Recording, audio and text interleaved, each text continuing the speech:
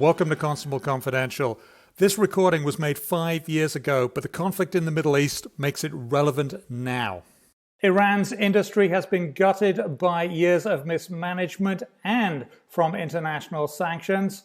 I'm Simon Constable. We got the former Shah's son, Reza Pahlavi, his Royal Highness, joins us now. He's going to explain what is going on there and what the solutions might be. Thanks for joining us again, sir.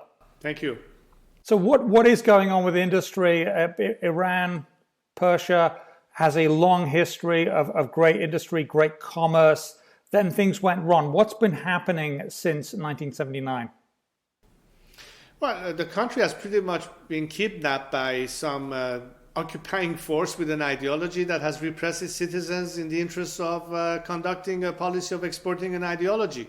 As a result, you see a country that has gone to ruins, a country that had all the potentials and resources to be today's Japan of the Middle East, and instead we're becoming the North Korea of the Middle East.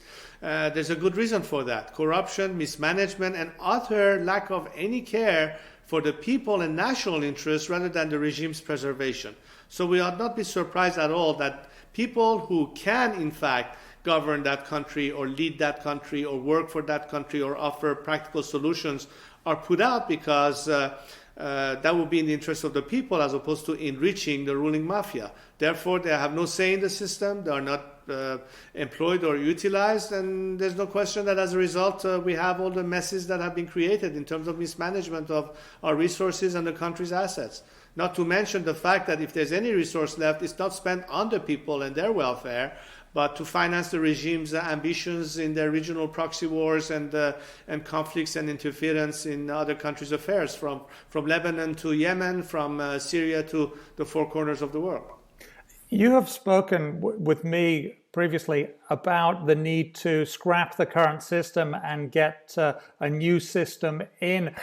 Do you think that would be enough to attract foreign investment? Clearly, foreign investment can really help jumpstart any economy.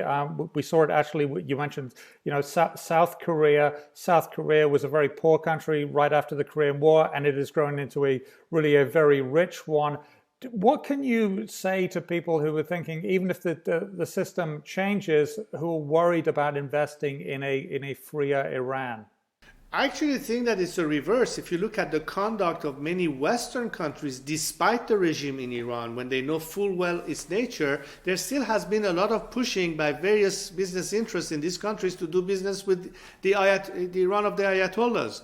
So imagine what kind of opportunities will be created if instead of this corrupt regime, you have actually a transparent and accountable regime that understand world standards of practice, whether it is in banking and regulations and laws and accountability and what have you, which it will be both in the interest of the country as well as any foreign investor.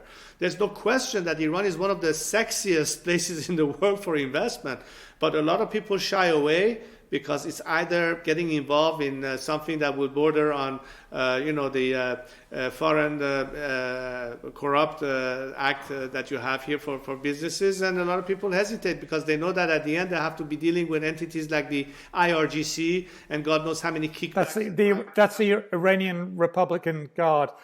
Can I just pitch in there and say, if you had a dream about what industries and what businesses that Iran would be known for in the future if it does become free once again, what would they be? I mean, clearly now everyone knows it for oil, but there is much more than that. What are your views on what it could be known for? Well, I'm a big proponent and defender of the environment. I think one of the biggest disasters and tragedies is the serious crisis that today Iran faces because of utter mismanagement of our water resources, and the water crisis in Iran, parallel to our political struggle, is perhaps one of the singular most critical elements that will threaten our nation's continuation down the path. I'm thinking in terms of energy policies that will be environmentally friendly. There's a lot of investment to do in a country that I think could be a natural, producer and exporter of solar energy, for instance. I think oil and gas are too valuable a resource that could be utilized to build up a cash reserves for the country to take care of pensions and retirement and healthcare and education and what have you, but allow for a free market to bring in the kind of investment that will be creating and stimulating jobs and so on and so forth. Technology is necessary. Iran is a country that can have a lot of a service industry, tourism, you name it. So there are so many different areas of endeavor, not to mention factories and manufacturing and so on and so forth. Frankly, I think Iranian people are skilled enough and educated enough to play on all of these areas, and we should attract enough investment, even if it is simple infrastructure.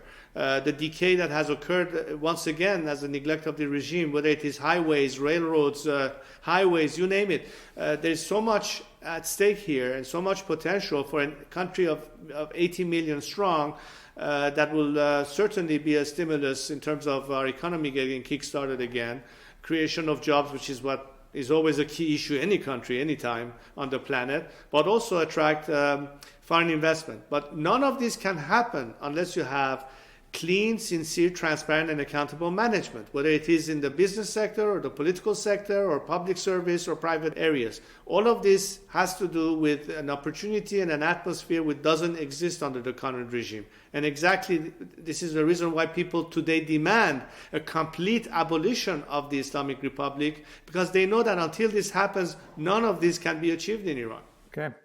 The possible future of Iran there, a shining light of solar energy, tourism, and clean business practices. I'm Simon Constable, speaking with His Royal Highness Reza Pahlavi. That's it.